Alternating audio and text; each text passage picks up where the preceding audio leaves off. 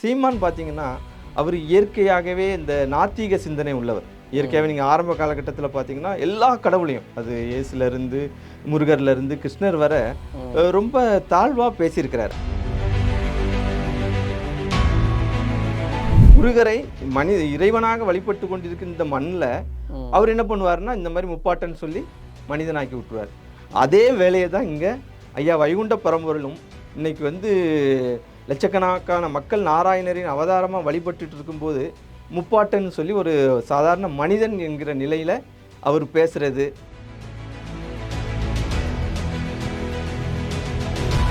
யார் நல்லா அழகாக பேசுகிறாங்க, கவர்ச்சியாக பேசுகிறாங்களோ அவங்களுக்கு ஓட்டு போட்டுருவாங்க. ஆனால் அதுக்கு பின்னாடி இருக்க முரண்பாடு, இது சாத்தியமா சாத்தியம் இல்லையா, அதெல்லாம் பார்க்க மாட்டாங்க. இந்த இதில் இந்த அரசியலுங்கிறதுல நாங்கள் என்னென்னா, இவங்க அங்கீகரித்து தான் எங்கள் ஐயாவை கடவுள்னு ஏற்றுக்கணும்னு அவசியம் இல்லை. ஆனாலும் அவங்க நன்மைக்காக, அதாவது அது அரசியல்வாதிகளோட நன்மைக்காக நீங்கள் அவரை ஒரு மனிதன் போல் நினைக்காதுங்க.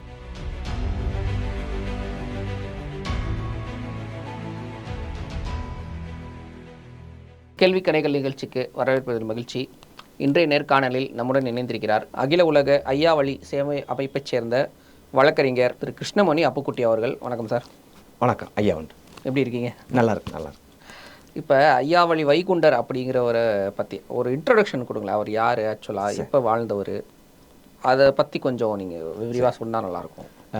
அதாவது ஐயா, இன்னைக்கு நம்ம இந்த உலகம் ஐயாவை யாருன்னா முக்காவாசி தவறாக தான் ஐயாவை பற்றி புரிஞ்சு வச்சுருக்காங்க. அது பெரிய அரசியல்வாதியிலேருந்து சமூகத்தில் இருக்கவங்க வெளியே சொன்னாலும் சரி, இல்லை நீங்கள் இந்த சமூக வலைதளங்களில் புத்தகங்களில் படித்தாலும் சரி, ஐயா தன்னோட 18 ஆண்டுகால அவதாரத்தின் போது தன்னுடைய சீசருக்கு சொல்லி, ஐயாவே சொல்லி தன்னுடைய சீசர் மூலம் அகிலத்திரட்டு அம்மானைங்கிற ஒரு புனித நூலை கொடுத்துருக்காங்க. அவரோட அவதார காலத்திலே 18 ஆண்டு அவதார காலத்திலே கொடுத்துருக்காங்க. அந்த நூலுக்கு எதிராக தான் இன்னைக்கு எல்லாரும் பேசிகிட்டு இருக்காங்க. அரசியல்வாதியிலிருந்து ஆன்மீகவாதி வர ஐயா வைகுண்ட பரம்பொருள் கொடுத்த அந்த நூலுக்கு எதிராக தான் சொல்கிறாங்க. அதில் என்ன சொல்கிறாருன்னா, ஐயா அந்த நூல் என்னன்னா, தர்ம யுகமாக்கி தாரணியை ஆளுதற்கு கர்ம கலியில் கடவுளார் வந்த கதை. அதாவது இறைவனே இந்த கலியுகத்தில் வந்த கதை அப்படின்னு சொல்லிட்டு அந்த இறைவன் யாருங்கிறத அடுத்தால சொல்கிறாங்க. நாரணரும் நடத்தும் நல் வளமதனை, அதாவது நாரணர் வந்தார், பாண்டவர் தமக்காய் தோன்றி பகைதனை முடித்து மாயன் சான்றவர் தமக்காய் இந்த கலியில், அதாவது நாராயணர் வந்த கதையை சொல்லுது அப்படின்னு சொல்கிறாங்க. அப்போ தெளிவாக இந்த நூல் நாராயணர் தான் வைகுண்டருங்கிறது சொல்லுது. ஆனால் இன்னைக்கு இந்த சமூகத்தில் நீங்கள் பார்த்தீங்கன்னா அவர் ஒரு புரட்சியாளராகவோ இல்லை ஒரு சமூக சீர்திருத்தவாதியாகவோ இல்லை ஒரு ஞானியாகவோ இந்த பார்வையில் தான் இன்னைக்கு சொல்லிட்டு இருக்காங்க. இதெல்லாம் அவர் பண்ண செயல்கள். அவர் பண்ணியிருக்கலாம், சீர்திருத்தம் பண்ணியிருக்கலாம், புரட்சி பண்ணியிருக்கலாம், இதெல்லாம் அவர் இறைவனாக இருந்து செய்தது. ஆனால் அதை விட்டுட்டு அவர் செய்த புரட்சி சீர்திருத்தம் அதை மட்டுமே இந்த சமூகத்தில் சொல்லப்பட்டு வருது. அதனால் இந்த நூல் மிக தெளிவாக அது இறைவன் நாராயணர் அப்படிங்கிறத சொல்லுது. Okay okay. அவர் வாழ்ந்த காலம் இன்றைய காலகட்டத்தில் இருந்து 192 ஆண்டுகளுக்கு முன்பு, அதாவது நீங்கள் ஆங்கிலத்தில் சொல்லும்போது 1833.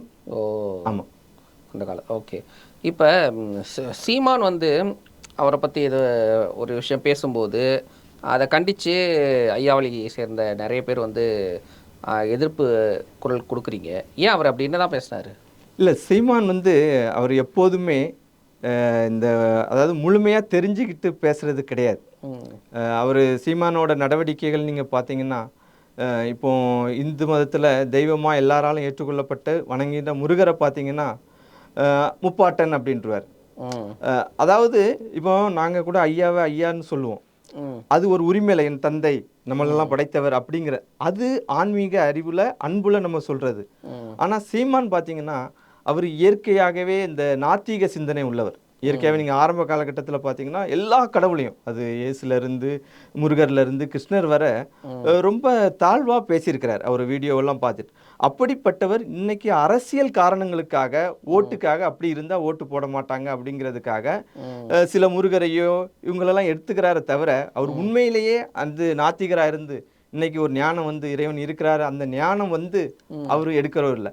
அப்போ முருகரை சொல்லும்போது கூட முப்பாட்டர்னு சொல்லி ஒரு இதுவரை இதுதான் முருகர்னு சொல்லி மக்கள் ஏற்றுக்கொள்ளப்பட்டிருந்த அந்த உருவத்தை மாற்றி ஏதோ ஒரு அந்த கம்பை கூட தூக்க முடியாமல் ஒருத்தர் நின்ன மாதிரி ஒரு குச்சியை வச்சுக்கிட்டு ஒன்று நிற்கிற மாதிரி பண்ணுவார்.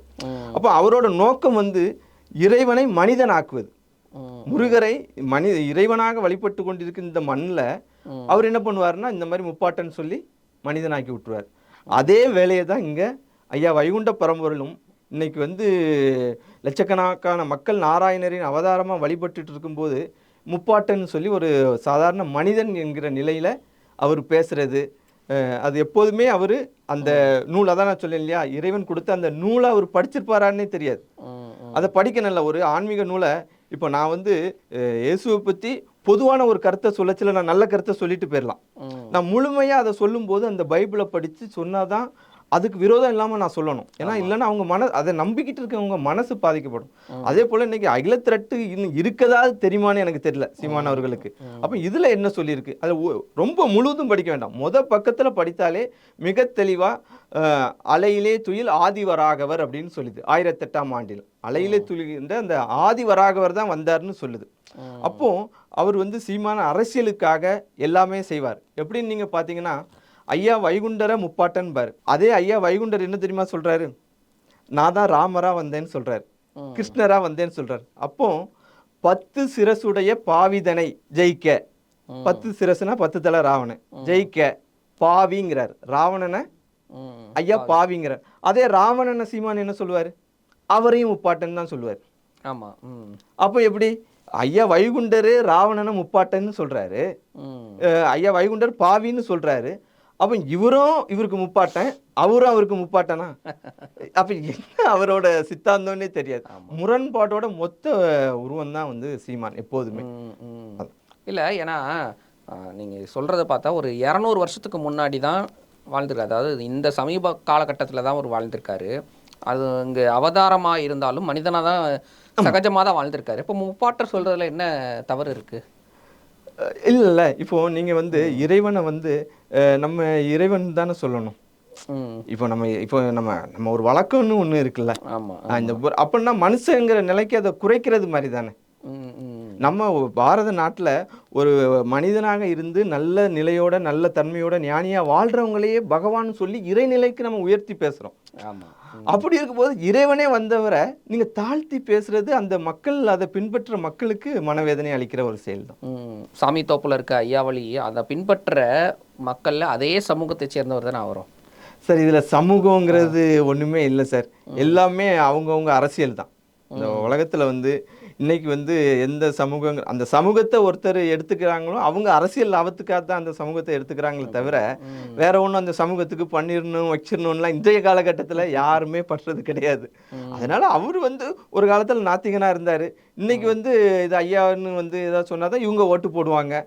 அதே அங்கே போய் இந்த தமிழினம் சொல்லி இருப்பான், அவன் வந்து ராவணனையும் முப்பாட்டன்னு சொல்லணும் அப்படின்னா தான் அவங்க ஓட்டு போடுவாங்க.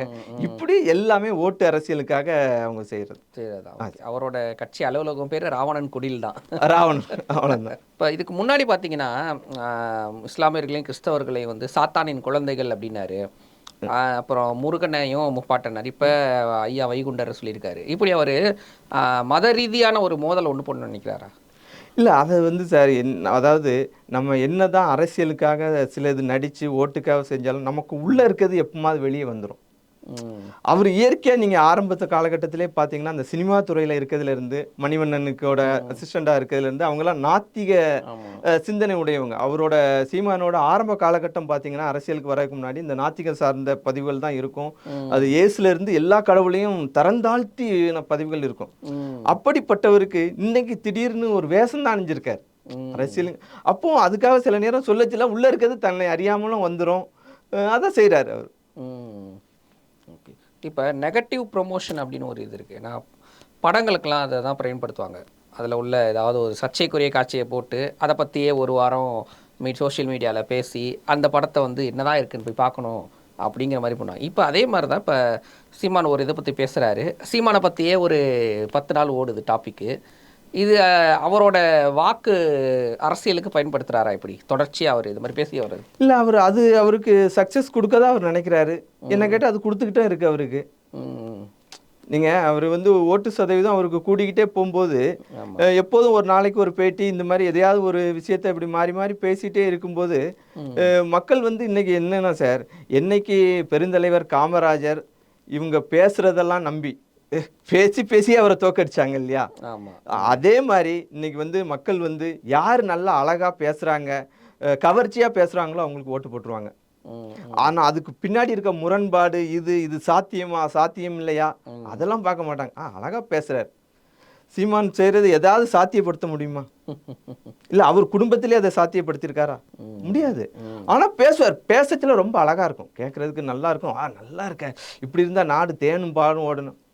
அதுதான்.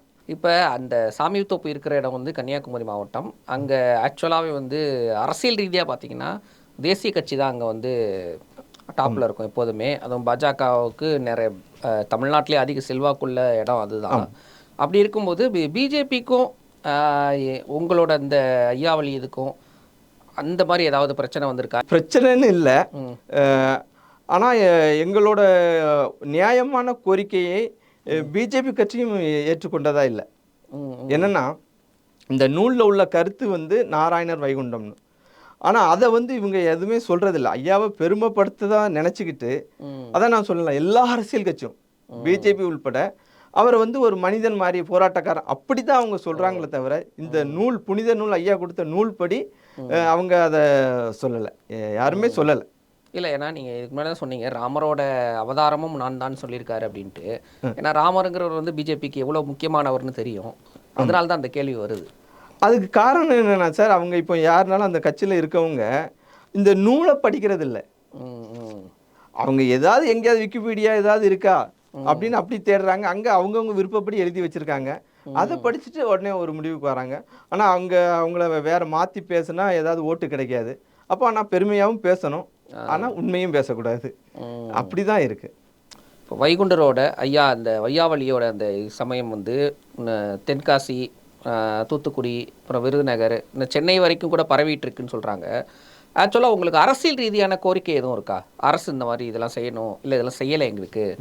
அதாவது ஐயா வைகுண்ட பரம்பொருள், அதாவது நாங்கள் அப்பா மாதிரி, அப்பா எங்களோட அப்பா, அவர் வந்து இந்த உலக மக்களுக்காக அவதரித்து வந்து எவ்வளோ தாழ்ந்த நிலையில் இருந்த எங்களை இன்னைக்கு நான் இங்கே உட்காந்து பேசிகிட்டு இருக்கேன்னா அதுக்கு காரணம் எங்கள் ஐயா வைகுண்ட பரம்பொருள் தான். அந்த நிலைக்கு உயர்த்தி கொண்டு வந்திருக்கிறார்.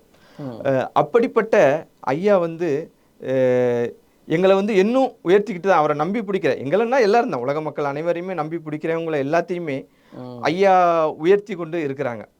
அப்படி இருக்கச்சில் நாங்கள் வந்து முழுதாக இந்த அரசியல்வாதி அவங்களெல்லாம் நம்புறதில்லை, எங்கள் ஐயாவை தான் நாங்கள் நம்புகிறோம். அவர் வந்து எங்களுக்கு என்ன தேவையோ அதை நிச்சயமாக செய்வார் அப்படின்னு தான்.